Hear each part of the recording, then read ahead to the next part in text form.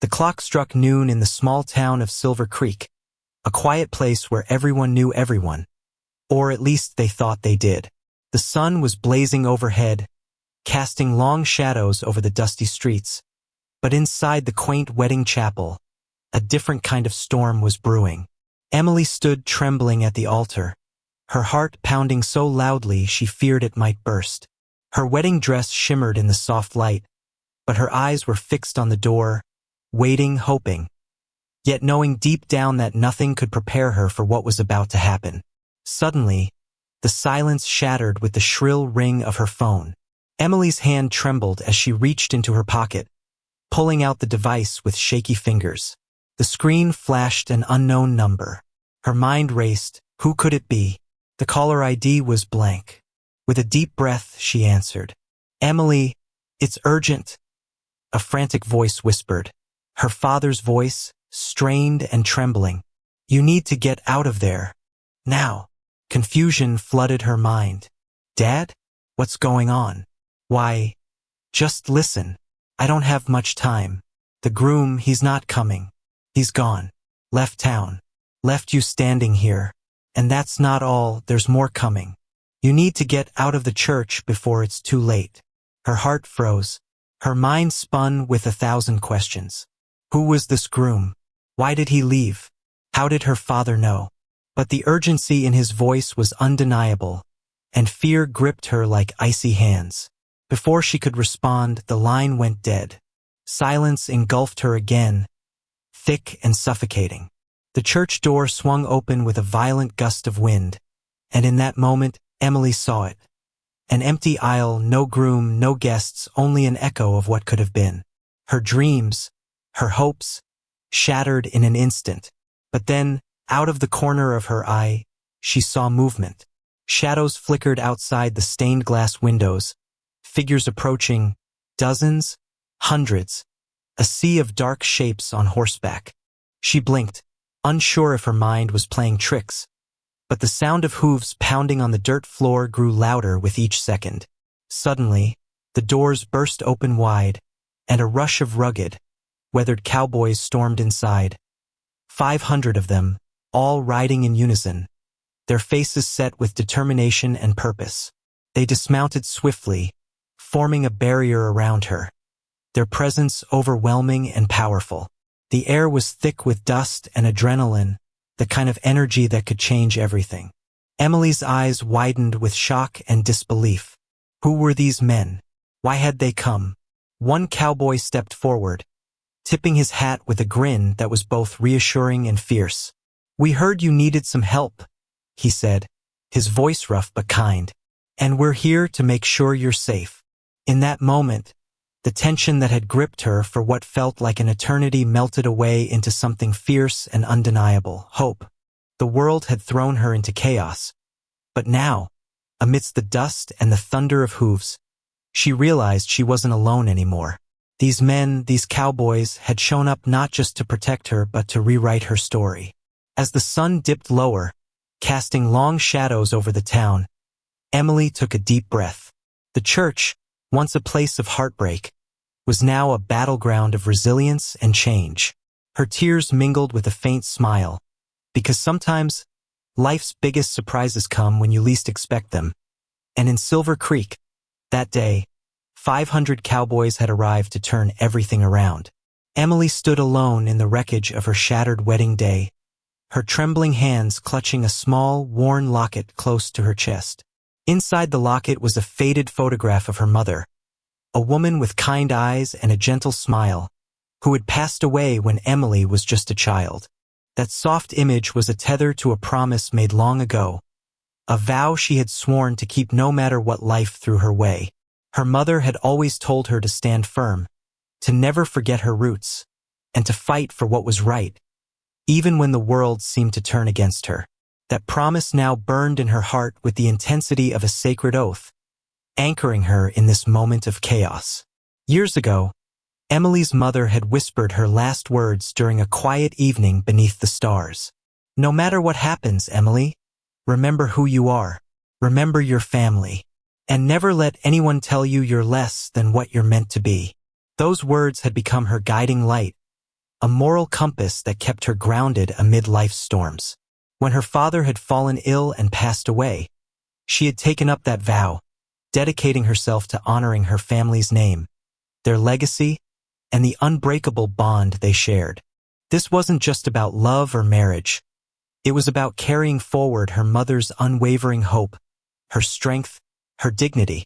Now, standing in the empty church, Emily felt that sacred promise trembling in her chest, as if it were a heartbeat echoing through her soul. The betrayal of her groom leaving her at the altar was more than a broken engagement. It was a test of her resolve, a challenge to the very core of her moral fiber. She had always believed in loyalty, in standing firm even when everything else faltered. Her vow wasn't just a promise made to a man. It was a testament to her strength, her integrity, and the love she held for her family's memory. In that moment, she remembered her mother's words. "You are stronger than you think, Emily. The world will try to break you, but your spirit is unbreakable." That belief had carried her through childhood hardships, through heartbreaks, and now, through this devastating betrayal. Her resolve solidified with each passing second. She would not let this moment define her. She would honor her family's legacy by standing tall, no matter the odds. And then, unexpectedly, the sound of hooves echoed outside the church, thousands of them, pounding in unison like a heartbeat. Emily's eyes widened as she saw a sea of rugged cowboys riding toward her, their faces set with purpose and resolve. They dismounted swiftly, surrounding her with a protective aura, their presence a testament to loyalty and unbreakable bonds. These men, she realized, were not just strangers. They embodied everything her family had stood for: courage, honor, and unwavering loyalty. One of the cowboys stepped forward, a quiet strength in his eyes. "We've come to stand with you," he said simply, voice steady and reassuring. "Your vow, your strength, your family spirit, these are what matter most. We're here to help you keep that promise, no matter what." In that instant, Emily felt the weight of her moral purpose reaffirmed. It was not just about her anymore. It was about honoring her mother's memory, her family's legacy, and her own unbreakable spirit. As the sun dipped behind the hills, casting long shadows over Silver Creek, Emily looked around at the band of cowboys, each one a symbol of loyalty, courage, and love. She felt a wave of gratitude and renewed strength wash over her. Her vow, her sacred connection to her family, was her anchor. And now, with these 500 men riding into her life, she knew she had the power to face whatever came next. Because her moral purpose wasn't just a promise. It was her soul's unbreakable vow to those she loved, and to herself, to never give up, never back down, and always stand tall in the face of adversity. The old barn sat silent under the unforgiving desert sun, its weathered walls cracked and faded, like the memories that haunted Henry's mind. Inside, dust motes floated lazily in the air, caught in the weak rays of sunlight that seeped through the gaps in the planks. The place was a relic of a bygone era, just like him. Henry stood by the faded workbench, eyes fixed on a battered photo album open in his hands. The photos were yellowed and torn, snapshots of a life long ago. His wife's smile, their wedding day, the little boy they lost too soon. Every image was a ghost, a reminder of what once was and what could never be again. His hands trembled as he traced the edges of a black and white photograph of a young girl, her face bright with innocence. His daughter. She was gone now, taken by a sickness he couldn't cure, a pain he couldn't heal. The guilt gnawed at him like a hungry wolf. If only he'd been faster, stronger, more attentive. Maybe he could have saved her. Maybe he should have stayed. But life had moved on, cruel and indifferent, leaving him with nothing but memories and scars. Henry's sleeve revealed a faded scar running from his wrist to his elbow, an old burn from a fire that nearly consumed him 5 years ago. That scar was a symbol of his past failures, a reminder that even the strongest can be broken. He pressed his fingertips against it, feeling the roughened skin beneath. The pain was distant now, dulled by time, but the shame lingered like a shadow. Every night, he'd see her face in his dreams, her smile, her laugh, the way she looked at him with trust. And every morning, he woke up feeling like he'd let her down all over again. On the workbench beside him lay a box of old letters, yellowed and sealed with wax. He hesitated, then carefully opened one. The handwriting was hurried but tender. A letter from his wife, telling him she loved him, that she understood his silence, that she believed in him. His eyes stung as he read her words, a fragile thread tying him to a life he'd lost. The letters were his only connection now, fragile artifacts of a love that endured beyond death. The wind outside howled through the gaps in the barn, a mournful chorus echoing the ache in his heart. The environment mirrored his soul, desolate, scarred, empty. The shadows stretched long across the dirt floor, a reflection of the darkness he carried inside. Every creak of the old wood sounded like a whisper of regret, every gust of wind a reminder of what he'd lost. His family, his future, his hope. Henry closed the album slowly, clutching it close to his chest as if holding onto a fading dream. Tears welled up, blurring his vision, but he blinked them away. He had survived so much, yet sometimes it felt like survival wasn't enough. Guilt weighed heavy on him, pressing down like the oppressive heat of the desert. He had become a man haunted by what he couldn't fix, by the past that refused to stay buried. His gaze drifted to a rusted medal hanging on the wall, awarded for bravery in a war long gone. It was tarnished now, just like him, but it still shimmered faintly in the dim light. That medal represented strength, sacrifice, resilience, things he'd once believed in. But now, they felt like distant echoes in an empty shell of a life. As the sun dipped lower, casting a golden glow over the barren landscape, Henry felt a faint stir of something he hadn't felt in years. A flicker of hope, perhaps. The past was a weight he carried every day, but maybe, just maybe, there was a chance to find redemption. To forgive himself, to heal what was broken inside. The scars he bore were proof that he'd survived, but they didn't define him. His story wasn't over, not yet. In that silent, lonely barn, surrounded by relics of a life lost, Henry took a deep breath and let go of the guilt, if only for a moment. The desert wind carried away his quiet tears, whispering of change. Somewhere beyond the horizon, amid the dust and shadows, a new chapter was waiting to be written. And though he was scarred and battered, deep inside, a glimmer of resilience was beginning to stir, ready to face what lay ahead. Henry's hand trembled as he reached for his battered phone, the screen flickering in the fading light of the deserted barn. His fingers hesitated, then finally tapped the number he knew by heart. The line crackled to life after just a few rings, and a voice, gritty and familiar, answered with a rough edge. Well, if it isn't Henry. Long time, brother.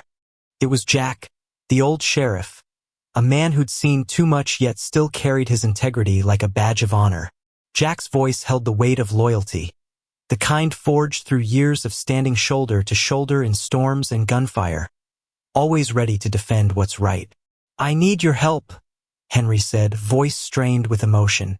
There's a mob coming. They're not just here for a fight. They're here to destroy everything we stand for. Jack's response was immediate. You're damn right I'm in. Loyalty's in my blood, and I ain't about to let you face this alone.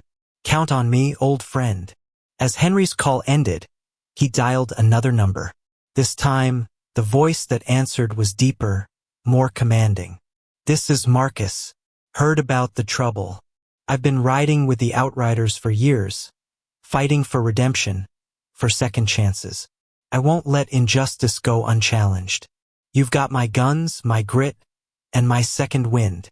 Marcus's words carried the promise of courage, an unyielding resolve to fight for what's right, no matter the cost. Henry nodded, feeling the strength of that vow, knowing Marcus's bravery would stand firm against any threat. Next, Henry reached out to Sarah, a fierce woman with scars that told stories of survival. Sarah, it's Henry. I need your wisdom now more than ever. These men, they're not just enemies. They're predators, and we need to outsmart them, outlast them. You've faced your own demons, and I know you can see the way through this mess." Sarah's voice was steady, calm, and filled with an unbreakable resolve. "I've been through hell and back, Henry. I understand darkness, but I also know that hope can shine brightest when everything seems lost. I'll be there, guiding us with my head held high." Henry felt a surge of gratitude. Her wisdom would be the compass that kept them united in the chaos. Then, he called Anna, a woman whose past was riddled with pain, but who'd found a way to fight for redemption. "Anna, it's Henry. I know you've fought your own battles, but I need you now to remind us of what's worth fighting for. Our humanity, our future. We're not just defending land or pride. We're defending hope itself." Her voice was gentle yet fierce. "Count on me, Henry. We'll show them that even in the darkest night, the human spirit refuses to surrender." Each call reinforced the bonds that held them together: loyalty, courage, wisdom, redemption. All human values woven into a tapestry of resilience. These allies weren't just names on a screen. They were the embodiment of everything that made them stronger than the injustice they faced. As Henry's circle grew, each person a vital piece of the puzzle, the sense of unity intensified. Old friends, soldiers, outsiders, each with a story, each with scars and hopes, stood ready to face the storm. They weren't just fighting for a town or a cause. They were fighting for each other, for that unbreakable bond forged through shared struggles and unwavering values. The desert wind outside howled like a beast, but inside that barn, a different kind of storm was brewing, one fueled by loyalty, courage, redemption, and the unyielding belief that justice would prevail.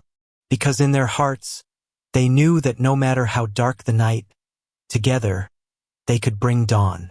And with that, each ally prepared to ride into the fight, a living testament to what it meant to stand united against injustice, ready to turn the tide and prove that the human spirit, when bound by true values, can conquer even the deepest darkness.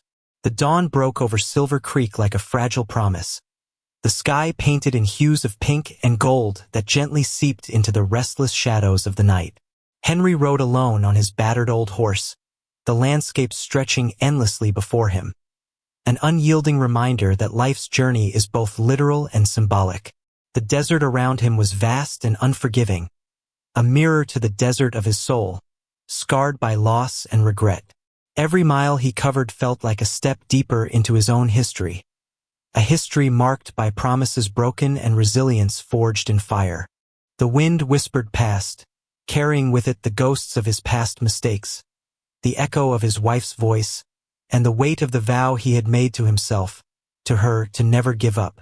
As the sun climbed higher, the heat became a relentless adversary, much like the inner battles raging within him. Memories flickered like lightning. Her smile at the altar, the empty space where her hand should have been, the deafening silence that followed her groom's betrayal. He remembered her trembling, the way her eyes searched the horizon for hope, even as her heart shattered. And he wondered if he was simply riding to save her, or if he was also riding to save a piece of himself, the part that still believed in redemption, in doing what's right no matter how heavy the cost.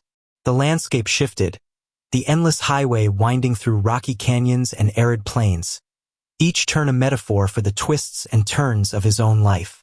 The storm clouds gathering in the distance hinted at chaos, stormy nights of despair and doubt he'd weathered alone.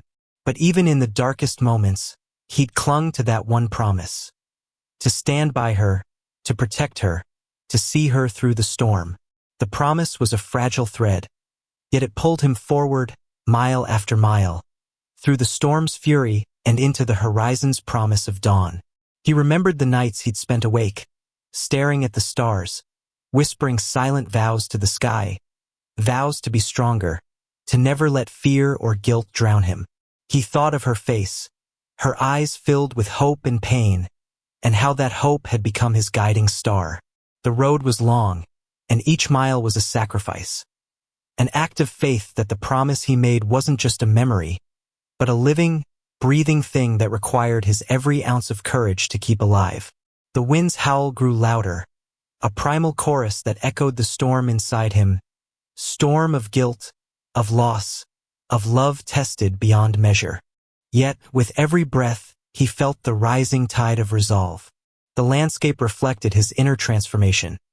The rough terrain, the relentless sun, the threatening storm clouds, all symbols of the battles he'd fought and would continue to fight. He clenched his fists, feeling the rough leather of his gloves, anchoring him to the present, reminding him that action was the only way forward. Deep in his heart, memories surfaced of her, the way she'd stood firm in the face of despair, her voice unwavering even in her pain. He remembered her vow to never give up on hope, and how that vow had become his own. Every step he took was a testament to that unbreakable promise, a silent pledge to ride through the storm until dawn broke anew. As the landscape blurred into the haze of dusk, the horizon shimmered with the promise of something greater. Hope, redemption, unity. The night would fall soon, cloaking the world in darkness, but he carried a spark within him, fueled by love and loyalty. The journey was not just a physical act but a symbolic pilgrimage, an exploration of resilience, of sacrifice, of honoring every promise made in moments of desperation. He thought of the hundreds of cowboys riding toward her, their silhouettes like guardians of hope, each one a symbol of loyalty, courage, and resilience.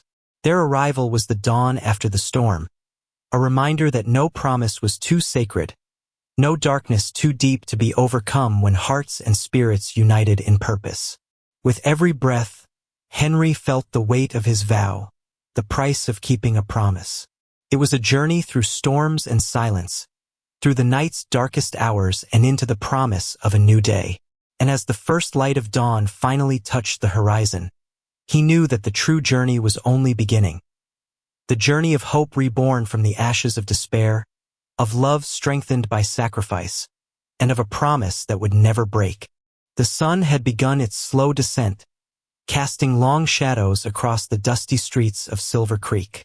The once peaceful town now felt like a battleground waiting to be claimed, every heartbeat pounding in rhythm with the gathering storm.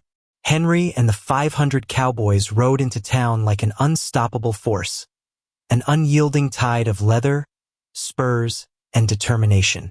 Their silhouettes stretched across the horizon, a living wall of strength and resolve that seemed to swallow the landscape whole. The quiet before the storm was deafening, the air thick with anticipation, every eye fixed on the approaching mass of men who arrived without fanfare, yet with undeniable power. Their horses moved in unison, hooves pounding a deliberate, relentless beat, a drum roll leading toward the inevitable confrontation. As they drew closer, the town's streets seemed to hold their breath, the usual chatter and movement stilled beneath the weight of that silent, impending force. Henry's heart hammered in his chest, every nerve alive with purpose. As they approached the hospital, courthouse, and the town square, the group lined up with precision, forming a human shield that radiated calm yet undeniable authority. Not a single cowboy spoke. Their silence was like a heavy fog, pressing down on the town, asserting their presence without a single word. The formation was deliberate. Men standing shoulder to shoulder, their bodies a unified front that spoke volumes, about loyalty, about protection, about justice. The sheer visual impact of it was staggering. Leather jackets and dust-covered hats caught the fading sunlight, creating a mosaic of silhouettes that seemed to pulse with raw, unspoken energy. The quiet was punctuated only by the faint rustling of the wind and the distant whinnying of horses, yet it felt like a roar, an unspoken declaration that this was more than a show of force. It was a statement of unwavering resolve. The townspeople emerged cautiously, peering from behind curtains and doorways, their eyes wide with a mix of fear and awe. The town square, usually bustling with life, now appeared as a stage set for a confrontation that transcended mere physicality. The cowboys' presence commanded the space, an unbreakable barrier that reached from horizon to horizon. Their faces, rugged and resolute, betrayed no emotion, only an unwavering commitment to stand firm. The silence stretched, heavy as a storm cloud, before the first cautious step was taken. An act that echoed through the stillness like a signal. It was in that moment, that fragile pause before action, that the real power of the scene revealed itself. It was not in violence or chaos, but in the sheer magnitude of their unified stance. A living monument to hope, to resistance, to fighting for what mattered most. The town's narrow streets seemed to bend and bow beneath the weight of their presence. Every building shrinking into the background, overshadowed by the looming figures of the Cowboys. The power wasn't just in their numbers, but in the way they moved as one, a silent testament to the price of standing for something greater. The tension crackled like static in the air, each person holding their breath, knowing that this moment marked the transition from peaceful resolve to the inevitable clash. It was a battlefield of the unseen, a confrontation not just of flesh and bone, but of spirits, of promises, of hope. The visual symphony of that moment, the formation, the silence, the collective strength, prepared everyone for what was to come. The arrival of these 500 cowboys was a turning point, a living force that had transformed the small town into a stage of defiance. And even in the stillness, beneath the surface of quiet anticipation, everyone understood. This was no longer just a gathering. It was a declaration, promise made real. And the true battle, the fight for hope, for justice, was about to begin. The courtroom was thick with an oppressive silence, every eye fixed on the figure at the center of the room, Judge Morrison. His presence was commanding, not just because of his authority, but because of the way he wielded it like a sword, slicing through truth with calculated precision. His voice was steady, smooth but laced with a subtle menace that made the air feel colder. The room was filled with the quiet hum of anticipation, not from the crowd, but from the mental duel unfolding beneath the surface. Emily stood silently, her gaze unwavering yet tense, as she watched the man who had once seemed like a pillar of justice twist words and manipulate facts with practiced ease. Morrison was a master of moral gray areas, his power rooted in the illusion of righteousness, cloaked in a veneer of civility. Yet behind that calm exterior, Emily could see the manipulator, the one who thrived on intimidation, on controlling others through subtle psychological warfare. His words, carefully chosen, danced around the truth, distorting reality just enough to serve his purpose. Every sentence was a calculated move, an attempt to make her question herself, to make her doubt the righteousness of her cause. But she knew better. Her mind, sharp and clear, fought back with quiet resolve. She understood that this wasn't just a battle of facts, but a war of morality, an effort to expose the corruption hiding beneath the polished surface of authority. Morrison's tactics were classic. He used moral superiority as a weapon, positioning himself as the voice of reason while subtly undermining her credibility. He wielded the weight of his position, his badge, his title, his reputation, to intimidate, to silence dissent. His language was laced with insinuations, casting her doubts on her motives, questioning her integrity without outright accusations. The room seemed to shrink with every word, a psychological cage designed to corner her into silence or submission. Yet Emily stood her ground, her mind racing to stay ahead in this silent duel. She knew her truth, her reason, her justice, and refused to let him manipulate her into doubt. Instead, she focused on her purpose, to uphold what was right, not through force, but through unwavering conviction. She remembered her reasons, the promises she made to herself, her family, and the woman she was fighting for. Morrison's power was superficial. Her strength was rooted in integrity. His threats, veiled behind legal jargon and moral appeals, were a smokescreen for his own moral decay. He believed that authority gave him the right to distort, to intimidate, to control. But she saw through it. Her mind was a battlefield. Each word, each glance, each subtle shift of his tone, a strategic move in a game she refused to lose. She wondered if he truly believed in justice or if he simply relished the control, the moral high ground he thought he held. The room was filled with unspoken questions.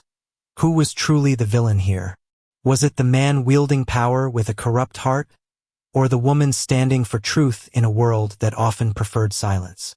Her heart pounded not from fear, but from the fierce clarity of her purpose. She understood that the real conflict wasn't in shouting or physical confrontation. It was in the moral clarity that refused to be swayed by intimidation. Her stance was quiet but unyielding, an act of rebellion against the manipulation, a declaration that truth was more powerful than coercion. Morrison's words grew more insidious, but her resolve only strengthened. She saw through the illusion of his authority, recognizing that true justice wasn't about dominance or moral posturing. It was about integrity, about standing firm when tested. In that moment, she realized that the greatest victory wasn't in winning over the room, but in holding onto her principles despite the storm of lies and intimidation. The mental duel was a test of character, her resilience against his corruption, her unwavering belief against his corrupt moral compass. And as the room fell into a tense, charged silence, she knew that her silence spoke volumes. Her integrity was her shield, her truth her sword. The real battle was in the mind, and she was determined to emerge victorious. Not through violence, but through the unassailable strength of justice, morality, and unwavering conviction. The room was silent, but the air was heavy with the weight of all that had been hidden, buried beneath layers of lies, manipulation, and moral corruption. Emily, clutching the crumpled document in her trembling hands, was the only sound breaking the quiet.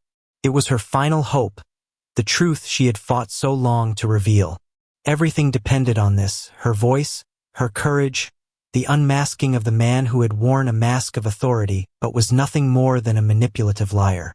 Slowly, she stepped forward, her eyes fixed on the judge, Judge Morrison, whose calm facade suddenly seemed brittle, like a mask about to crack.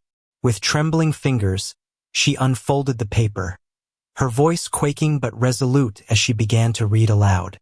The room listened, spellbound, as the confession poured out. It was a recorded testimony from a woman who had suffered in silence, a voice that finally refused to be silenced. The woman's words cut through the room like a blade, her voice raw with pain and anger. She recounted how Morrison, the so-called pillar of justice, had exploited his authority for personal gain. How he had manipulated her, twisted her words, and used his moral power to silence her voice when she dared to speak the truth. The recording captured every calculated move, every lie Morrison had spun to cover his tracks. It revealed how he had threatened her, not with violence, but with the destruction of her reputation, her livelihood, and her sense of safety. The recording detailed the covert meetings, the subtle threats, and the moral coercion he had wielded to keep her silent, all behind the veneer of law and order. As her voice faded, the room erupted into shocked murmurs.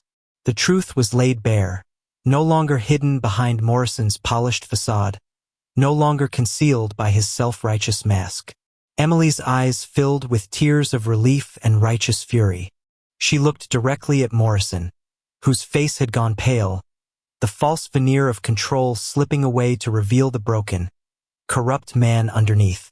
The evidence was irrefutable. No one could deny the truth now. That recording was a moral explosion, a revelation that shattered the illusion of justice Morrison had so carefully maintained. It was a confession, a vindication, a moment of moral catharsis for everyone present. The victim had finally been heard, and the villain's mask had fallen. Emily's voice, once trembling with uncertainty, now carried the weight of truth, an unbreakable testament to the power of courage and integrity. The room was flooded with a mixture of outrage and relief, a collective release of the moral tension that had built for so long. The truth had been buried for too long, hidden behind lies and manipulation, but now it was out in the open. The moral scale had tilted sharply. Justice was finally being served, not by brute force, but by the undeniable power of truth. As the room settled into a profound silence, Emily felt an overwhelming sense of liberation. Her voice had become a weapon of justice, piercing through the darkness of deception to illuminate the path forward. Morrison's reign of moral corruption was exposed for what it truly was, a house of cards built on lies. And in that moment, she knew that everything had changed. The victim was no longer silenced, and the villain's false authority was forever broken. The truth had finally set her free. The sun was setting over Silver Creek, casting a warm, amber glow across the small town. The crowd gathered outside the chapel had grown quiet, sensing that something profound was unfolding. It wasn't just a wedding gone wrong anymore. It was a moment of moral reckoning. Emily stood at the altar, her heart pounding, her eyes fixed on the empty space where her groom was supposed to be. The silence was deafening, broken only by the soft rustling of the wind and the distant hooting of owls. Then, suddenly, a thunderous galloping filled the air. From the horizon, a surge of around 500 cowboys came into view, riding in unison with purpose and strength. They circled around the chapel, creating a barrier of men who radiated both power and dignity. Their presence was impossible to ignore. Among them was Jack, a man known for his quiet integrity and unwavering sense of justice. His gaze met Emily's, and in that moment, everything shifted. The cowboys dismounted gracefully, forming a protective line that signaled more than just physical defense. It was a moral stand. The crowd looked on in awe as Jack stepped forward, his voice calm but firm. "We're here to stand for what's right," he said, his words carrying weight. "Justice isn't about revenge or punishment. It's about truth, integrity, and doing what's right, even when it's hard." Emily's trembling hands clenched her skirt as Jack's words resonated deep within her. She felt a flicker of hope ignite amid the despair. This wasn't just about her. It was about the truth finally coming to light. Then, from the crowd, a man stepped forward. Morrison, the so-called pillar of justice, the one who had hidden behind a mask of righteousness while secretly manipulating and abusing his power. His face, once so composed, now betrayed a flicker of fear, knowing that his carefully constructed facade was crumbling. Jack looked him squarely in the eyes, and with unwavering resolve, he addressed the crowd. "Justice isn't served by silence or concealment. It's served by honesty and accountability." With that, Jack pulled out a document, a recorded confession from one who had suffered at Morrison's hands. The recording played aloud, revealing Morrison's own words, his threats, his lies, his manipulations. The truth was undeniable, exposed for all to hear. The crowd reacted with a mixture of shock, outrage, and relief. Morrison's mask of morality shattered before their eyes, revealing a man driven by greed and cowardice. Emily felt tears streaming down her face, not of sadness, but of release. Justice had arrived not through revenge, but through the unwavering commitment to truth. Morrison's fall was public, undeniable, and final. In that moment, Emily saw the power of integrity, how truth, spoken plainly and with dignity, can topple even the most carefully built lies. The Cowboys, standing as guardians of justice, had delivered a moral victory that resonated beyond just one person's pain. It was a testament to the resilience of human morality and the importance of standing for what is right, even when it's difficult. As Morrison was led away, humbled and exposed, Jack approached Emily. There was no triumph in his eyes, only respect, compassion, and a promise kept. "You're free now," he said softly. "The truth has set you free, and justice has been done." Emily nodded, her heart swelling with gratitude.